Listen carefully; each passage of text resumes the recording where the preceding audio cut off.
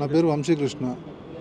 అంటే నన్ను పంజాగుట్ట పోలీసులు ఈ ఫోన్ ట్యాపింగ్ విషయంలో ఎంక్వైరీ అని చెప్పేసి అని విట్నెస్ కింద పంజాగుట్ట పోలీసులు ఫోన్ ట్యాపింగ్ విషయంలో ఎంక్వైరీ అని చెప్పేసి గత 15 రోజుల నుంచి నన్ను ఎంక్వైరీ పేరుతో పిలుస్తూ ఉన్నారు. నేను ఇప్పటికీ ఒక 3 సార్లు వాళ్ళు పిలిచిన ప్రతిసారి నేను వెళ్ళి అటెండ్ అయ్యాను. వాళ్ళకి సహకరించిన, వాళ్ళు చెప్పిన విధంగా వాళ్ళు ఏ టైంకి రమ్మంటే ఆ టైంకి అటెండ్ అయినా. బట్ కాకపోతే ఏంటంటే మొన్న 15th రోజు నన్ను పిలిచి ఇట్లా లాయర్ ద్వారా నోటీస్ ఇచ్చి నువ్వు ఆ ఎంక్వైరీకి విట్నెస్ కోసం అని అటెండ్ కావాలని చెప్పేసి అన్నారు. వెళ్ళాను, అటెండ్ అయ్యాను. ఇంకా అటెండ్ అయిన రోజు పోలీసులు డే 1 నుంచి కూడా చెప్పేది ఒకటే ఏంటంటే మచ్చవేణు గోపాల్ రెడ్డి అనే అతను నీకు ఎందుకు కాల్ చేశాడు, ఆయనకు అగెనెస్ట్గా స్టేట్మెంట్ ఇవ్వాలి, హరీష్ రావు సార్కి అగెనెస్ట్గా స్టేట్మెంట్ ఇవ్వాలి. దేని గురించి సార్ అంటే నువ్వు ఫోన్ ట్యాపింగ్ విషయంలో చక్రధర్ గౌడ్ విషయంలో ఆయనకు అగెనెస్ట్గా చెప్పాలని చెప్పేసి అని అంటారు. అంటే నేను జరగని విషయం నేను ఎట్లా చెప్తా అని ముందు నుంచి చెప్పింది ఒకటే. సో నాకు ఇప్పుడు పోలీసుల గురించి నేను అగెనెస్ట్గా చెప్పట్లేదు. సో ఇంత పర్సనల్గా తీసుకొని నాలాంటి మధ్యతరగతి కుటుంబం నుంచి వచ్చి ఒక జాబ్ చేసుకొని బతికే నాలంటోని ఇంత ఇబ్బంది పెడితే ఏమొస్తుంది సార్? ఇప్పుడు నాకు చెప్పి మరీ చేశారు డీసీపీ సార్. మన సాటర్డే రోజు ఏసీపీ గారు ఫస్ట్ ముందు నుంచి కూడా నువ్వు ఇప్పటివరకు గవర్నమెంట్ డిపార్ట్మెంట్లో పనిచేస్తున్నావు కాబట్టి నీకు సపోర్ట్ నీకు నార్మల్గా ఎంక్వైరీ చేస్తున్నాం. నువ్వు కానీ వాళ్ళకి అగెనెస్ట్గా స్టేట్మెంట్ ఇవ్వకపోతే ఈరోజు నీ నైట్ వరకు ఓవర్ నైట్ నీ లైఫ్ మొత్తం లేకుండా చేస్తాం, నీ జాబ్ లేకుండా చేస్తాం, నీ ఉద్యోగంలో కూడా నిన్ను మొత్తం ఒక చీటర్ని లాగా క్రియేట్ చేస్తామని చెప్పేశారు. అట్లా చెప్పినట్టే నేను మార్నింగ్ లేచి నాకు అంత యాక్సెస్ లేకుండా నన్ను ఇంకా మార్నింగ్ నన్ను జైల్లో పెట్టారు. నేను కూడా లైట్ తీసుకొని పట్టించుకోలేదు. బట్ ఏదో రకంగా నేను న్యూస్ ఛానల్లో న్యూస్ పేపర్ చూసినప్పుడు నాకు ఎంత లిటరల్గా అంటే నేను ఒక ఏడవాల్సిన పరిస్థితి, నా లైఫ్ పోయాల్సిన పరిస్థితి. ఇంత దారుణంగా నన్ను క్రియేట్ చేస్తే ఏమొస్తుంది?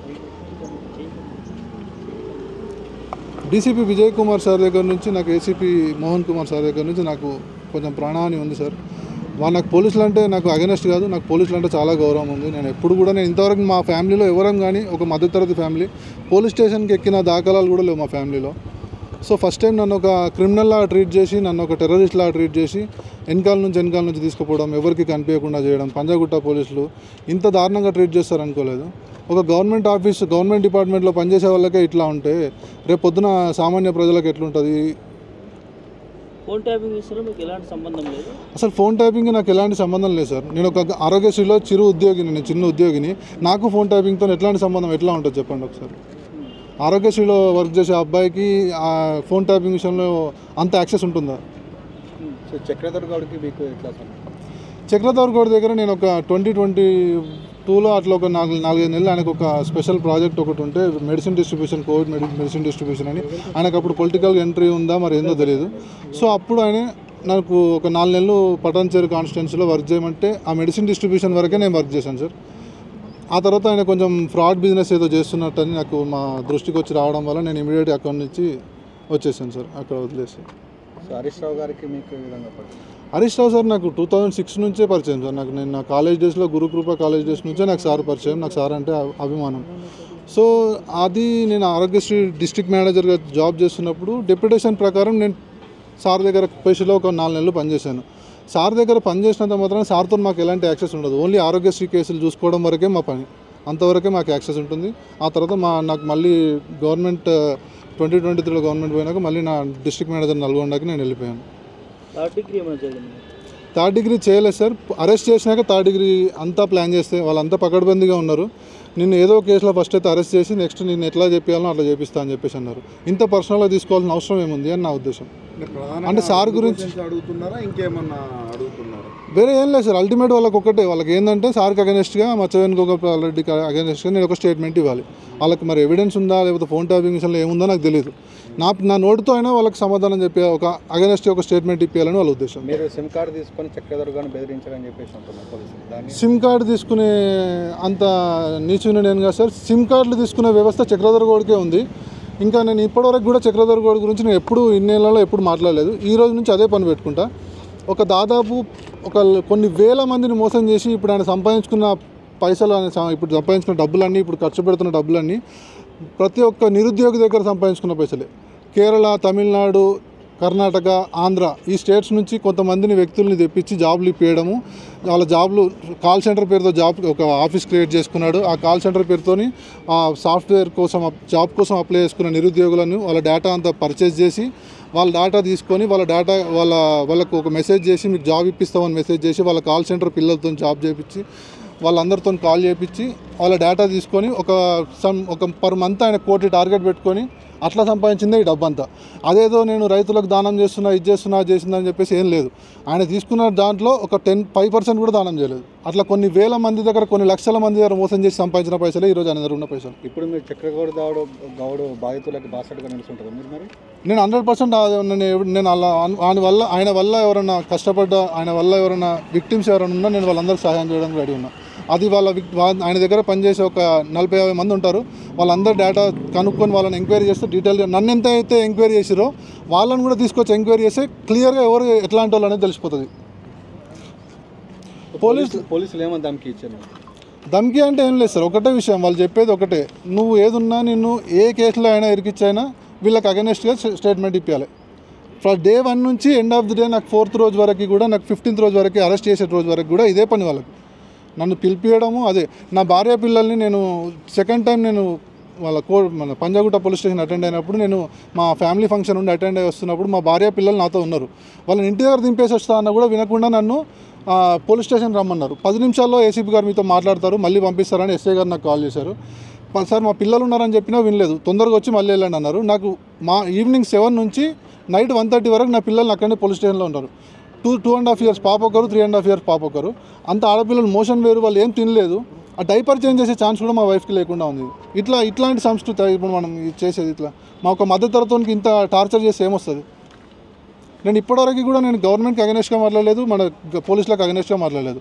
ఇట్లా నాలాంటి వాళ్ళని ఇంత ఇబ్బంది పెడితే వాళ్ళకి ఏమొస్తుంది? ఇప్పుడు ఏసీపీ గారికి డీసీపీ గారికి ఏమొస్తుంది ఇంత ఇబ్బంది పెడితే? అయితే కొన్ని ఛానల్ లోపల పని కట్టుకొని మీరు ఆరోగ్యశ్రీ ఉన్నప్పుడు కొన్ని ₹1,00,00,000 స్కామ్ చేశారని చెప్పి ప్రచారం చేస్తారు. ఎంత ఒక్క స్కామ్ చేసినట్టు ఒక్కటి ప్రూవ్ చేయండి సార్.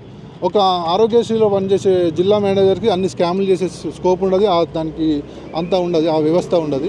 మీరు ఒకసారి ఏదైనా నన్ను ప్రూవ్ చేయండి, దేనికైనా నేను రెడీ. ఇప్పుడు ఫేక్ సిమ్ కార్డులు ఏదో తీసుకున్నాడు అన్ని అంతర్రాష్ట్ర ముఠాగా అని చెప్పేసి అని అంటారు. నాకు అగెనెస్ట్గా నేను ఒక్క తప్పు చేసినట్టు నాకు చూపిస్తే నేను ఏ శిక్షకైనా నేను రెడీ. ఒక మధ్యతరగతి కుటుంబం నుంచి వచ్చిన వ్యక్తిని సార్. నాకు ఇంతకుముందు వరకు నేర చరిత్ర అనేది మాకు లేదు. కొంతమంది మీరు హరీష్ రావుకి కొన్ని విషయాల్లో మీరు బినామీగా ఉన్నారని కూడా అంటున్నారు. దానికి తీసుకోండి సార్, మరి ఎంత ఉంటే అంత తీసుకోండి. మరి నా వెనకాల అంత చేస్తాను సార్. నేను డీజీపీ సార్కి కన్ఫామ్గా నాకు వీళ్ళిద్దరితో ఎవరు డీసీపీ సార్తో ఏసీపీ సార్తో చక్రధర్ గౌడ్తో నాకు ప్రాణహాని ఉంటుంది సార్. కన్ఫామ్గా నన్ను హెరాస్ చేస్తారు. కన్ఫామ్గా నేను డీజీపీ సార్ దగ్గరికి వెళ్తాను, హ్యూమన్ రైట్స్కి వెళ్తాను. నేను ముందే చెప్పాను, నన్ను ఎప్పుడు సార్ మా అమ్మని మా నాన్నని తిట్టారు సార్. మా ఫాదర్ చనిపోయారు. నేను ఇప్పటివరకు కూడా నేను ఎప్పుడు కంప్లైంట్ చేయాలనుకోలేదు. మా ఫాదర్ చనిపోయిన వ్యక్తి గురించి సార్ కొంచెం ఇష్టం వచ్చినట్టు మాట్లాడారు. మా అమ్మను ఇక నేను చెప్పలేని వర్డ్లో మా అమ్మ అని చెప్పి తిట్టారు. అట్లా తిట్టినప్పుడే నేను ఫిక్స్ అయ్యాను సార్. లేకపోతే నేను అఫిడవిట్ నేను కోర్టు నుంచి జైలు నుంచి ఇవ్వాలనుకోలేదు.